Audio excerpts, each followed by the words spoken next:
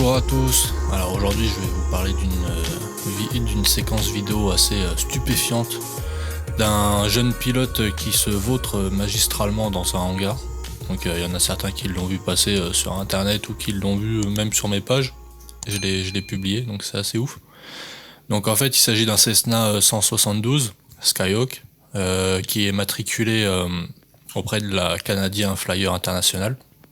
Et donc il est utilisé par un élève pilote, il est seul à l'intérieur. Donc il effectuait des tours de piste sur l'aéroport de Toronto. Et il y a un toucher qui s'est mal passé, comme vous allez le voir. Donc je vais vous détailler ce que je pense de ces manœuvres.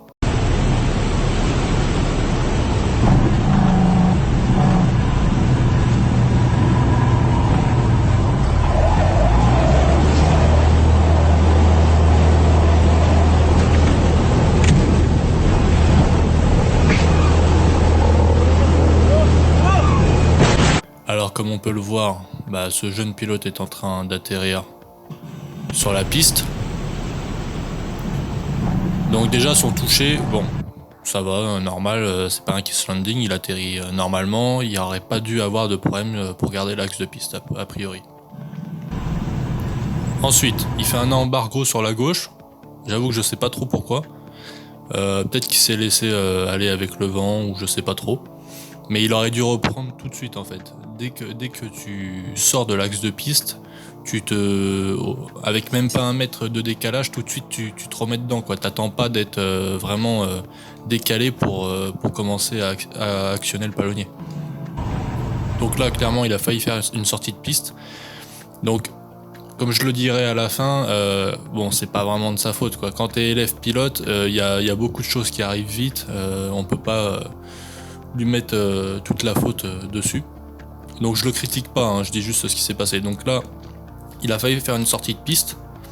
Ensuite de ça, deuxième mauvaise action, il remet les gaz tout de suite. Donc ça, c'est un joli réflexe que nos aéroclubs nous apprennent, mais je pense pas que ça soit systématiquement la chose à faire. Hein. Dès qu'il y a un problème, c'est pas automatiquement remise de gaz. Tu fais une remise de gaz quand ton avion et en état de vol, en état de redécoller ou de remettre les gaz, mais tu fais pas une remise de gaz si par exemple t'es à 45 degrés en piqué, si si t'as une position inusuelle en fait.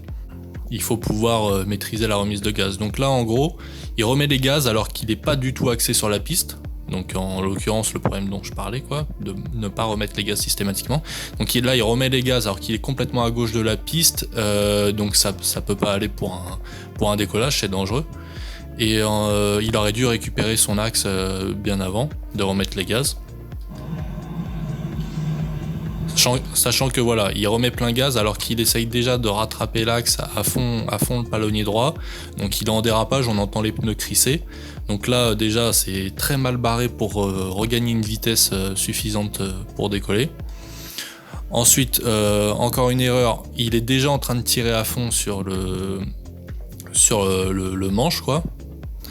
Il est déjà en train de tirer à fond dessus en espérant que l'avion va redécoller de suite. Alors là c'est encore une erreur, c'est-à-dire que pour ceux qui ont, moi ça m'est jamais arrivé, mais pour ceux qui ont fait de la compétition stall et compagnie, comme vous pouvez voir dans les vidéos sur YouTube, stall c'est on va dire décollage atterrissage très court, et les pilotes ne tirent jamais complètement sur le manche avant d'avoir leur vitesse de rotation. Sinon en fait tu crées de la traînée et même les filets d'air ne prennent pas en fait. Donc ça marche pas. T'as aucune action dans l'air quand ta gouverne est braquée au maximum et que ta vitesse n'est pas suffisante. Ça réduit encore plus, ça augmente encore plus ton temps de décollage et ta distance de décollage. Donc là, plein gaz, en train de déraper sur le côté droit, le manche tiré en butée arrière. Donc là, il n'y avait rien qui allait soit pour s'arrêter, soit pour continuer. En fait, c'est le pire des trucs, c'est quand t'es entre deux. Ça veut dire que t'essayes de faire deux trucs en même temps.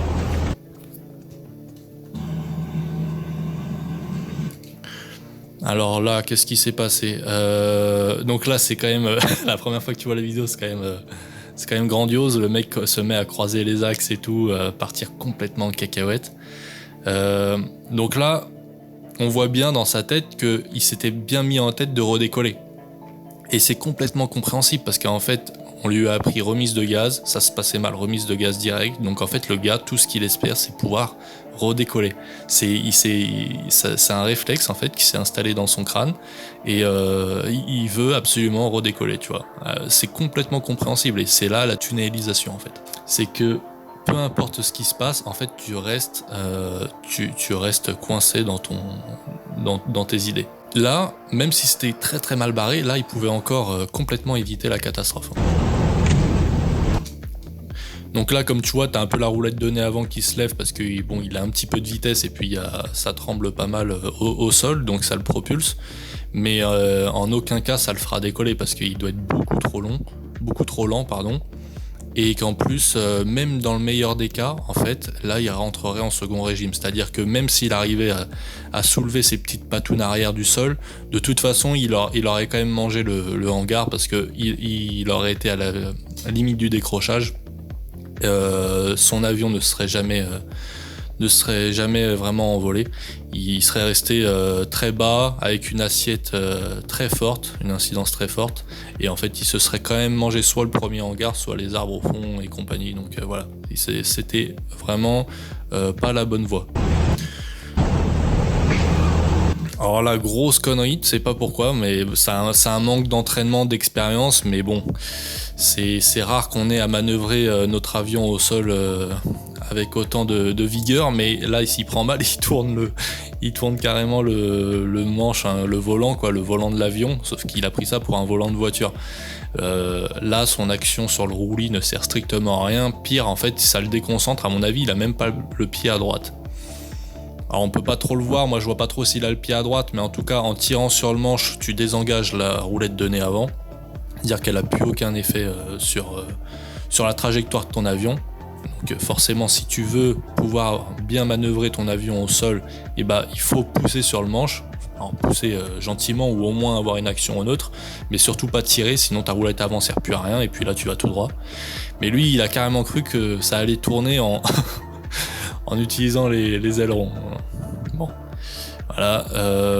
Là, sa main, je sais pas trop ce qu'elle fait, mais visiblement le hangar n'est plus très loin. Il aurait pu, même à ce moment-là, il aurait pu encore éviter le hangar grâce au palonnier et s'il avait bien mis la roulette de nez au sol, mais là, visiblement, il va tout droit, quoi.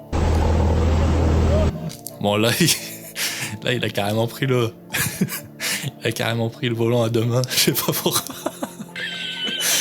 Pardon, c'est pas drôle, mais j'arrive pas à rigoler s'il y avait eu des graves blessures, hein, il s'en sort avec quasiment rien.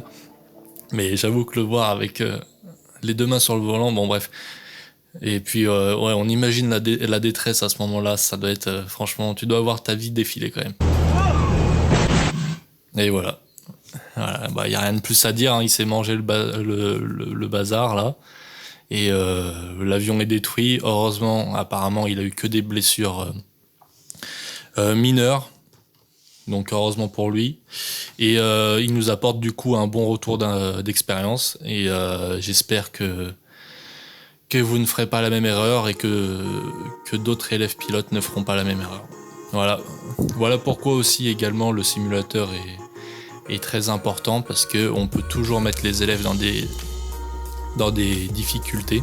Là par exemple, on aurait très bien pu avoir un instructeur sur simulateur qui lui mette plein pied à gauche une fois sur ses roues qui touchent la piste. Et l'élève aurait dû ramener l'avion sur l'axe de piste, aurait dû refaire une remise de gaz ou s'arrêter complètement. Et voilà, tout ça sur simulateur, on peut le simuler très bien. Donc je trouve que on lâche un peu trop vite les personnes sur avion ou ULM, même sur planeur. Je trouve que c'est un peu abusé. Moi j'ai été lâché à 17 ans avec, je sais pas, entre 12 heures de vol, un truc comme ça, 12-15 heures de vol. Et je trouve pas ça normal, parce que même si on applique comme des robots les checklists, les machins, en fait on est moins à même de gérer les situations à stress quand on a peu d'expérience, peu d'entraînement. Voilà, donc avis à tous les aéroclubs, tous les instructeurs, revoyez vos méthodes d'instruction, et puis voilà, bon vol à tous, faites gaffe les gars. À bientôt, tout là-haut.